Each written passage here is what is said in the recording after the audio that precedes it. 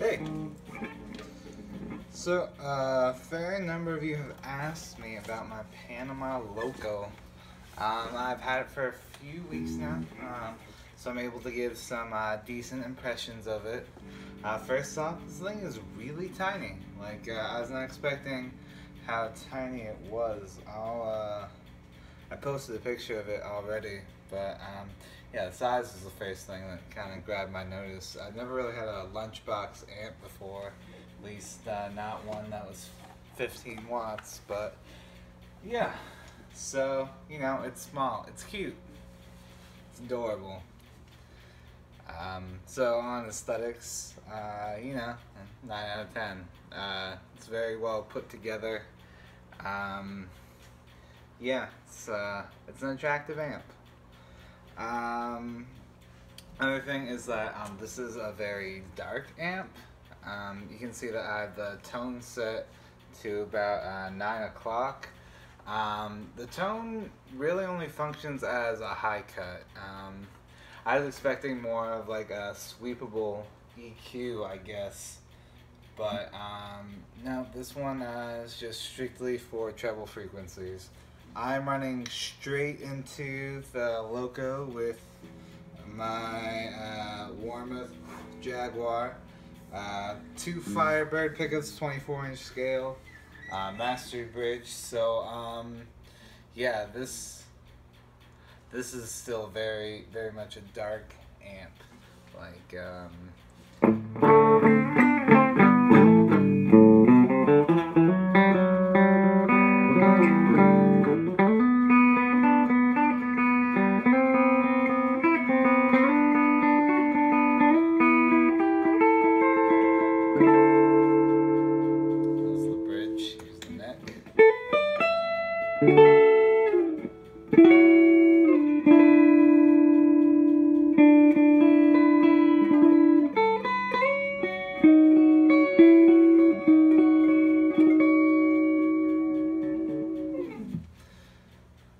The other thing worth noting is that the volume and the gain are very interactive.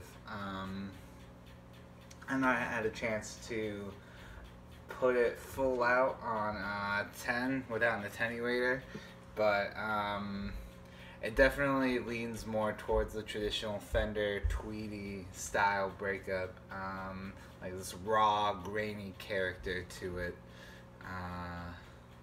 Yeah, the gain for once actually is a volume knob, as when you turn down the gain, the volume goes down as well, and it's inaudible at 0.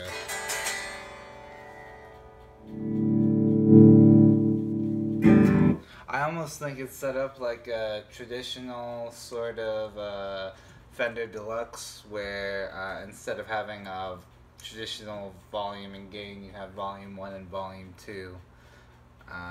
But it definitely gets distorted without getting super loud. So I have it set on 15 watts right now. I'm going to turn it down to 7.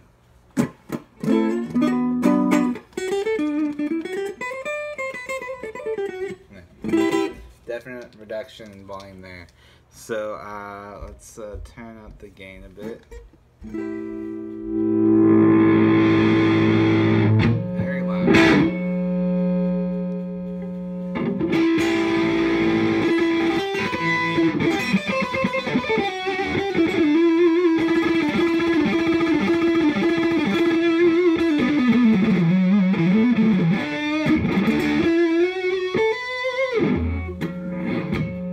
Now on the bridge.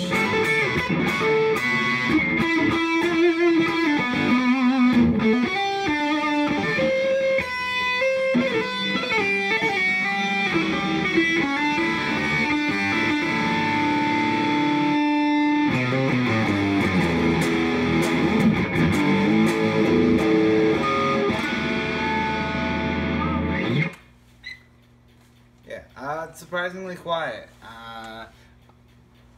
This thing can get a bit hissy at higher volume and gain levels, but as far as operation goes, with the volume turned down, you don't get any excess hissing or noise.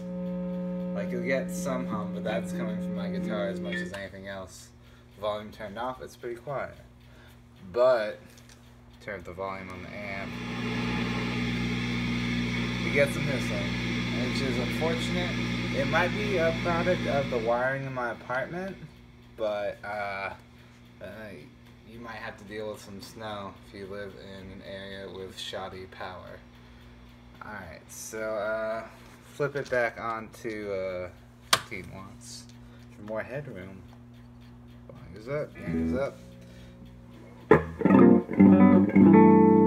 Yeah, we're still pretty clean with the gain at 11 o'clock. We also have this two-way voicing switch, which isn't in the frame. Right now it's set to the higher gain voicing. Other reviewers have called it martially. I don't really get that, but yeah. Put the switch up.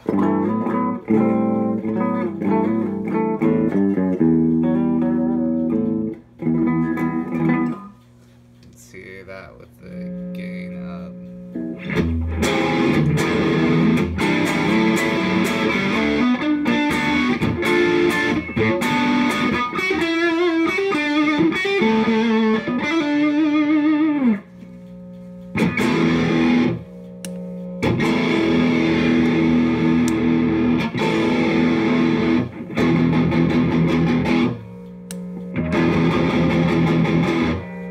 So the down switch, it's definitely a bit meatier versus the up switch. It tends to stay cleaner for longer, but it has a looser bottom end.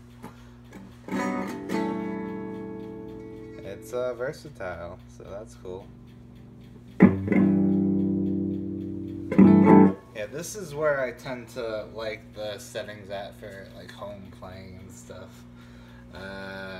You have to turn the gain up because otherwise it's just too quiet, and even if it's not too quiet, it just sounds kind of dead with the gain all the way down.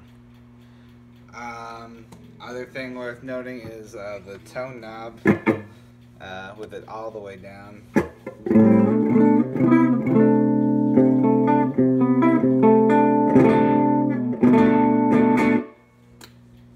That was the bridge, here's the neck.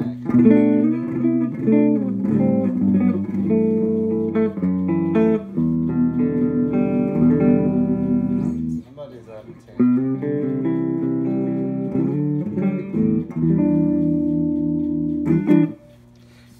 Definitely usable, provided that you don't have any signal loss in your chain anywhere. I do, unfortunately, so yeah.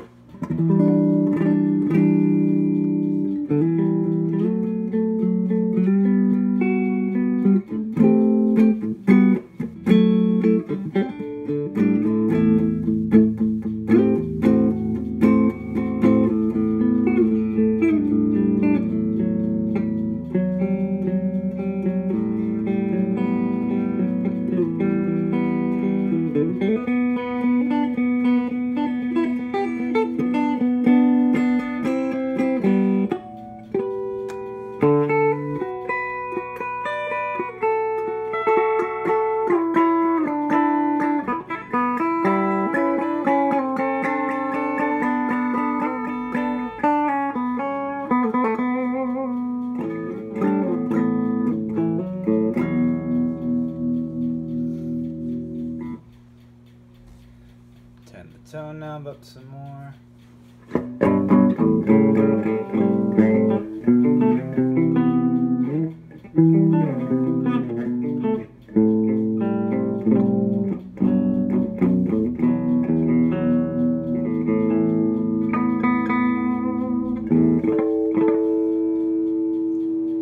Here's where I usually have it set just shy of max.